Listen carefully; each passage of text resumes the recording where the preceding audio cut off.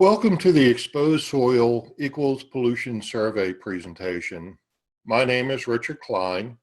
I am the President of Community and Environmental Defense Services. I've been advocating for improved construction site pollution control for 45 years. In this presentation, I'll explain how you can reduce pollution from the greatest single source in the Chesapeake Bay watershed. And you can do this from the comfort of your home. No, we're not talking about making a donation of dollars, just an hour or so of your time. This slide compares the amount of pollution coming from each acre of various pollution sources. As you can see, no other land use adds more pollution per acre than construction sites. Whenever you see exposed soil on a construction site, you can assume that a nearby waterway will be polluted come the next storm. This is because measures like the black silt fence you see here and ponds can't keep enough eroded soil on a construction site to prevent pollution. The only way to fully prevent construction site pollution is to minimize soil erosion. And this is best done by protecting exposed soils with a layer of straw mulch or grass. Straw alone reduces mud pollution by 90%, and a thick growth of grass reduces erosion by 99%.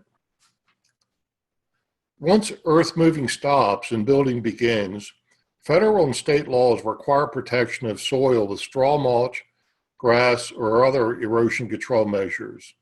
So, if you see exposed soil on a construction site and construction site has begun, you're not only seeing a pollution source, but also a violation of one of our most important environmental protection laws.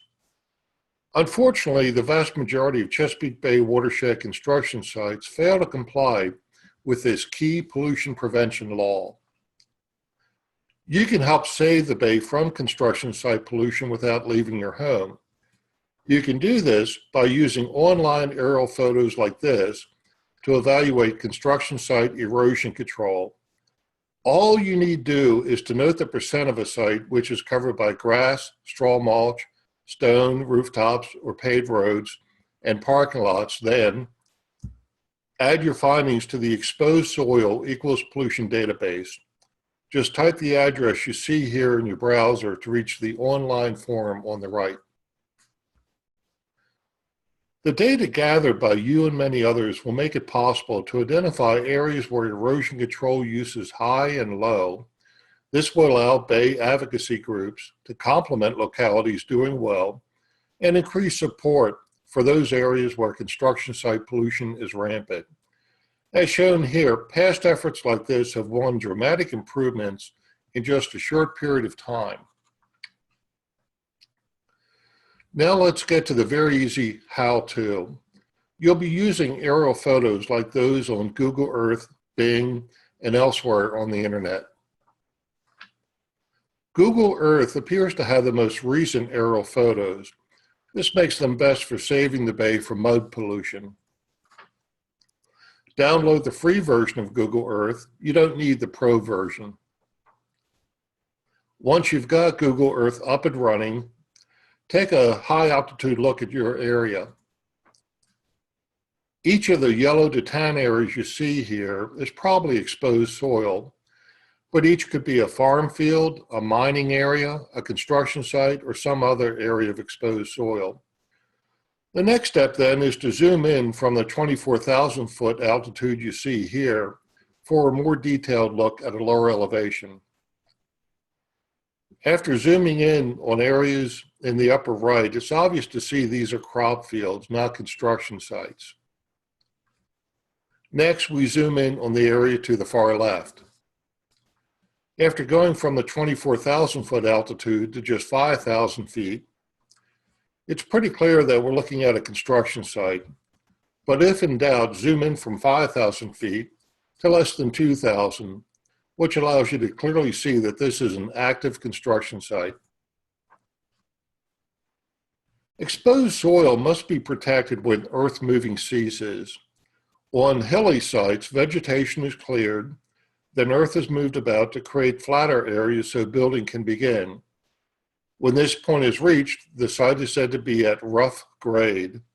It makes no sense to apply mulch and grass to exposed soil during the initial earth moving phase. However, once earth moving ceases and the site is at rough grade, then all exposed soil must be protected with erosion control measures.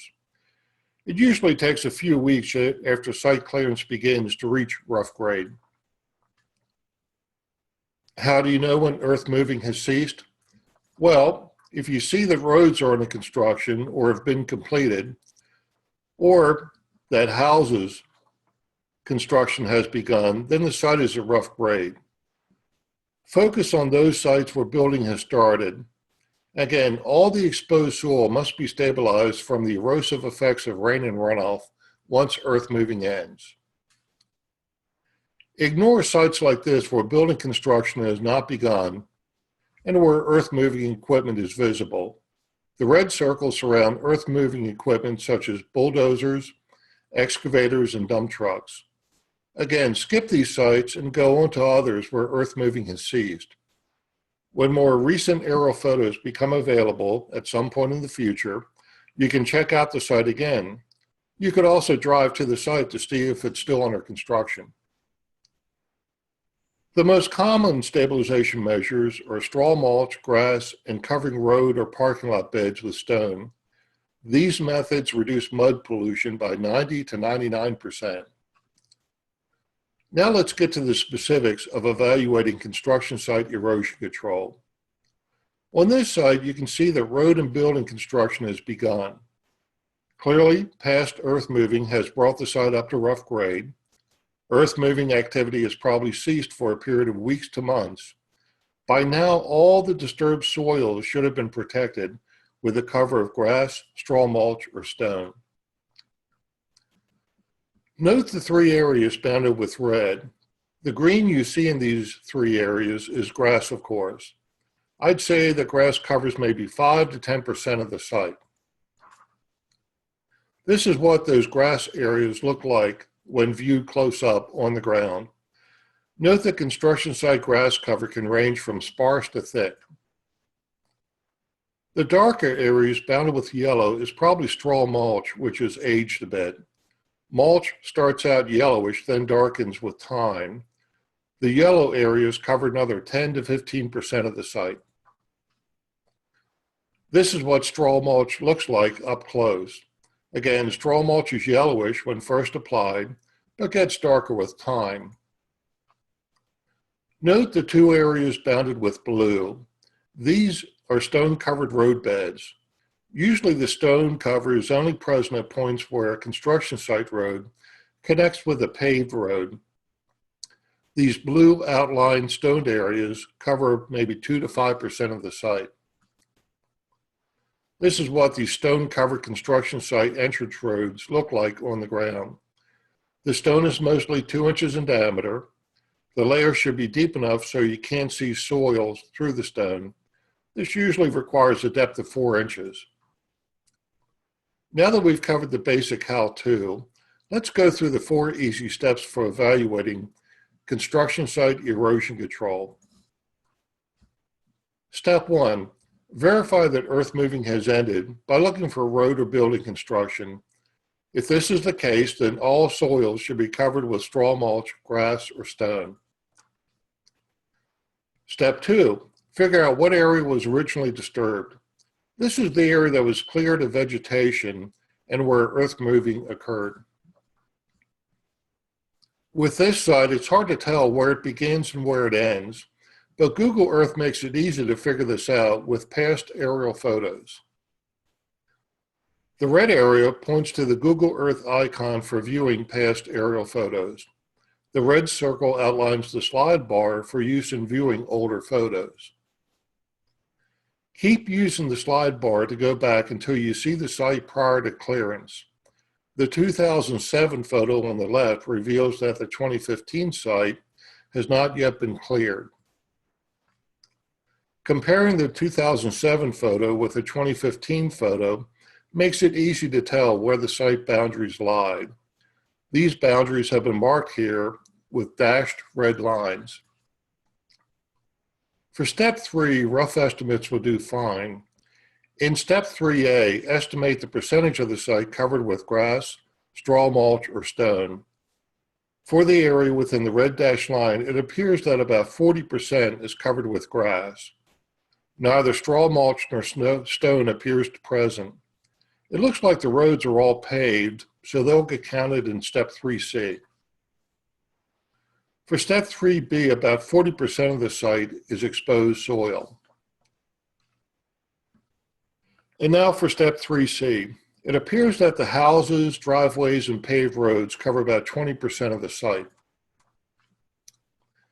After you've finished evaluating a site, add your findings to the exposed soil equals pollution database. Note that the third question asks for site coordinates. You can get the coordinates from Google Earth. The red circle outlines the coordinates given on this Google Earth view. When you're finished entering data, go to the next construction site you'd like to evaluate. After receiving your data, we'll send you a confirmation. You'll also receive occasional reports showing what you and others have found, along with updates on how your efforts have reduced bay pollution. So be sure to give us your name and email address. If you wish, we'll protect your identity, though we prefer to acknowledge your help in saving the bay. To learn more about this topic, go to the Exposed Soil Equals Pollution webpage. Thank you for taking the time to view this presentation.